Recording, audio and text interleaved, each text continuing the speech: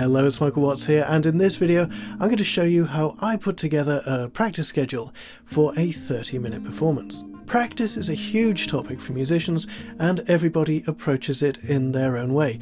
And in fact, I'm not going to use the word practice for the rest of this video. Instead, I'm going to use working on improving. I'm currently working on improving my ability to deliver a 30-minute performance. One of the reasons behind this is that I recently signed up with Lockdown Presents, an agency that brings live music to people over Zoom.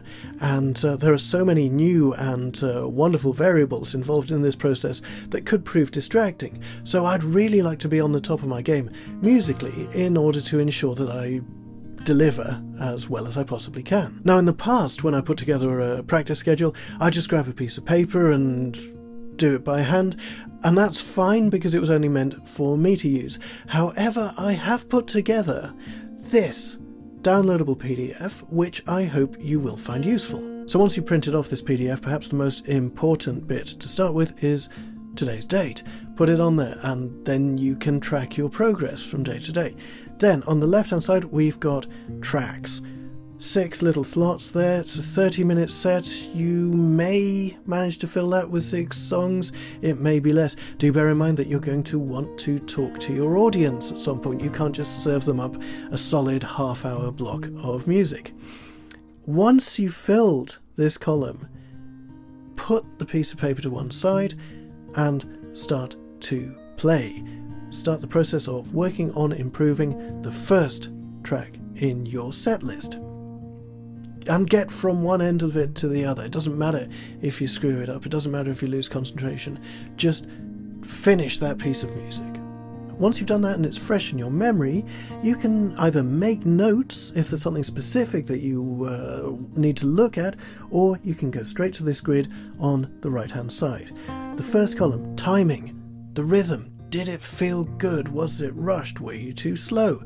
Are there any aspects of timing that you need to look at? We don't want to go into specifics right now. Just put a little mark in there. Cross. Done. That means that it's something for you to look at later. Control. Was there any element of the relationship between you and the instrument that failed during the performance of this piece? If so, another cross. Presence. Were you present while you delivered this? Did you feel your mind wandering? Did you lose concentration?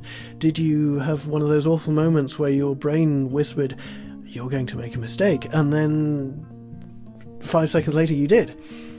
Put it there. Finally, expression. If you'd been listening to this, would it have made sense? Think of it from the audience's point of view. There was a musical message that was communicated. Did you feel that that you did this successfully? If that's part of the process that you need to work on, put a cross there.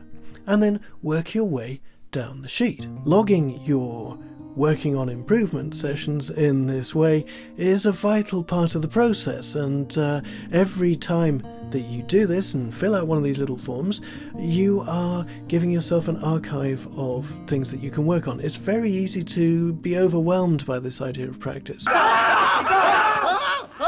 And it's very tempting to try and solve everything in one day, but sadly that's it's just not possible. Now in this case I'm working on improving something very specific. I have focus, a target in mind, and I think that that is absolutely vital for any session where you are working on improving. Approach your session with intent, even if it's just 10 minutes. Write down what you are working on improving on a post-it note and stick it in front of you. Now, while we're here together, I would like to recommend some books. Effortless Mastery by Kenny Werner.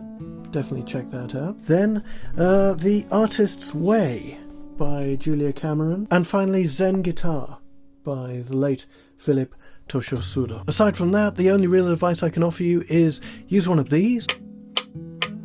Finally, please be gentle with yourself when you are working on improving a certain aspect of your playing. It's very tempting to get negative and to vocalize all manner of appalling things, but it really doesn't help, and after all, this is supposed to be fun.